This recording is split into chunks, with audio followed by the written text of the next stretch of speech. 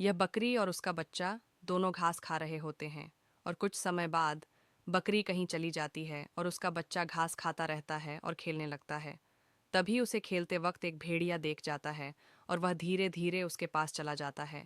जब बकरी का बच्चा उसे भेड़िए को देखता है तो वह बच्चा बहुत तेज भागता है, लेकिन फिर भी भेड़िया उसे पकड़ लेता और मुंह में दबाकर भागने लगता है।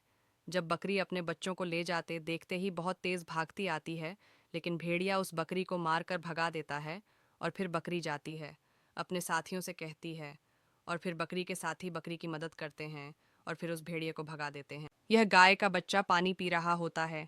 तभी एक खूंखार जानवर लोमड़ी उसे पानी पीछे देख जाता है और वह गाय के बच्चे के पास आता है और उसे वह उठा लेता और मुंह में दबा कर भागने लगता है।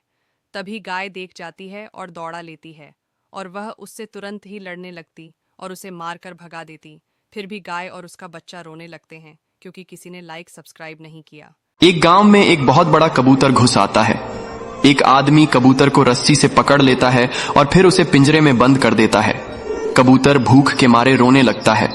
फिर एक बड़ा मुर्गी गांव में आता है और कबूतर को पिंजरे से बाहर निकालता है और फिर दोनों गांव के लोगों से बचकर भाग जाते हैं, लेकिन कबूतर फिर भी रोने लगता है क्योंकि किसी ने लाइक सब्सक्राइब नहीं किया है। देखो, दादी को घर बनाना होता है तो दादी जंगल से लकड़ी को काटती है और हाथी का बच्चा लकड़ियों को अपनी पीठ पर रखकर दादी की मदद करता है। फिर छोटा हाथी और दादी दोनों मिलकर घर बनाते हैं। दादी और हाथी दिन भर मेहनत करके धीरे धीरे एक प्यारा सा घर बना लेते हैं और खुशी खुशी उसी घर में रहने लगते हैं। लेकिन एक दिन दादी और छोटा हाथी दूर गांव से गंगा जल का पानी लेने जाते हैं। तभी समुद्र की लहरें ऊंची और विशाल होने लगती हैं। फिर समुद्र में भयानक सुनामी आती है और पूरा घर सुनामी की लहरों में समा जाता है। ये सब देखकर दादी रोने लगी क्योंकि किसी ने लाइक सब्सक्राइब नहीं किया। किसान को अपने खेत में एक सोने का मटका मिलता है। वह उसे कंधों पर उठाकर घर ले आता है और फिर किसान और कबूतर सोने के घड़े में अंडों को डालते हैं। फिर थोड़ी देर बाद अंडे सोने के बन जाते हैं। किसान हैरान रह जाता है। किसान खुशी से पागल हो जाता है और सारे अंडे और घड़े को अपने पास रखकर सो जाता है।